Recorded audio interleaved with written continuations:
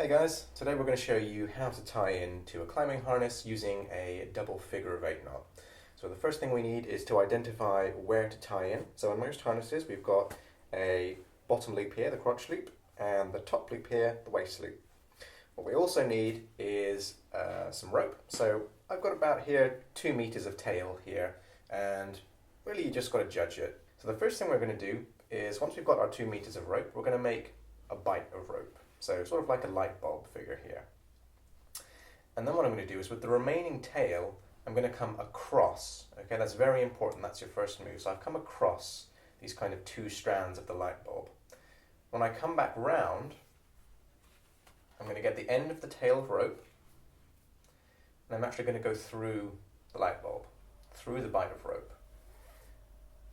And I'm going to pull that tight. Just pull it. And you should have a recognizable kind of 8 sign here. It won't look perfect, but that's basically what you're looking for. Now once you've got this, you want to get the tail and pass it through the lower loop of your harness and the upper loop. And when you pull it, you want the figure of 8, the original, to be quite close to you, okay? You don't want it out here. You want it as close to you as is practical.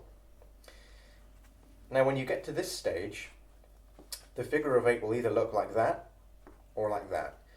And you're going to have to start rethreading it. Now it doesn't really matter which way you do it, just as long as you remain consistent. Now the way I've always done it is, I've always had it so the figure of 8 looks like that, where the rope that's going out is kind of to my right side as opposed to my left. I find that doing it this way is easy because I'm right-handed. So when you've got the figure of 8 that looks like that, I go in on the tight side of the rope. So I squeeze it through that little gap.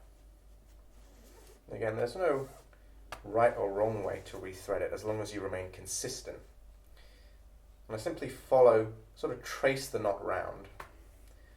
I'm going round the top, and I'm going to come through here. I'm going to pull it tight so I know that I'm doing it correctly. And notice that this second strand goes behind the first strand. So that all looks good. I'm going to come round here, following the knot.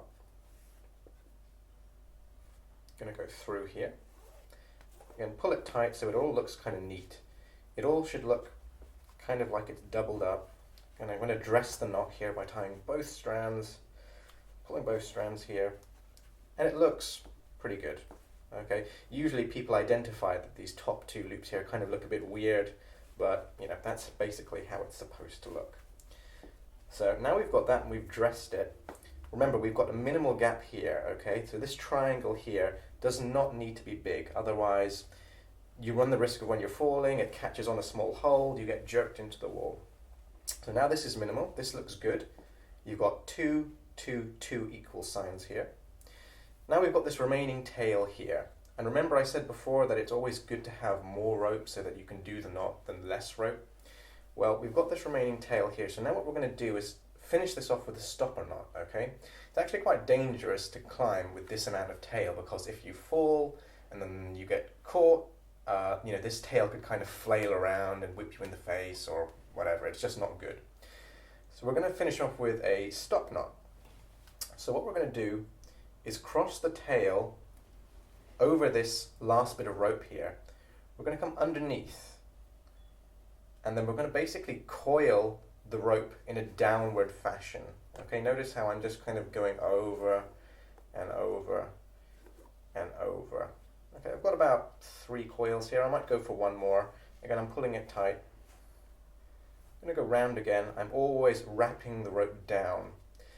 And then what I'm going to do, once I'm happy that I've got these 4 coils here, and 4 is kind of the maximum recommendation. You should have 2 to 4 coils, okay? I'm going to go through all of them like that. Just going to pull it like that. Dress it. And notice that the distance between the stop knot and the figure of 8 knot is again minimal. If there was a big gap here like that, you know, if this was sort of up here, again, you run the risk of that kind of rope getting caught on a hold or something, but you know, it all looks quite neat. There's a minimal amount of danger here, I suppose. And yeah, you have got this little bit of tail here, but it's not too long. The main thing is that everything looks neat.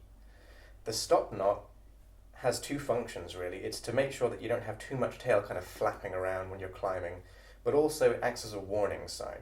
You know, if you're climbing and you notice that the stop knot is kind of becoming loose like that, that's a sign that, you know, maybe you should come down and retie something because, you know, the rope is getting pulled in an awkward fashion, and then you run the risk of the double figure of 8 knot, you know, unraveling itself. But there we go. There's the double figure of 8 knot with the stop knot. That's how to tie into your climbing harness.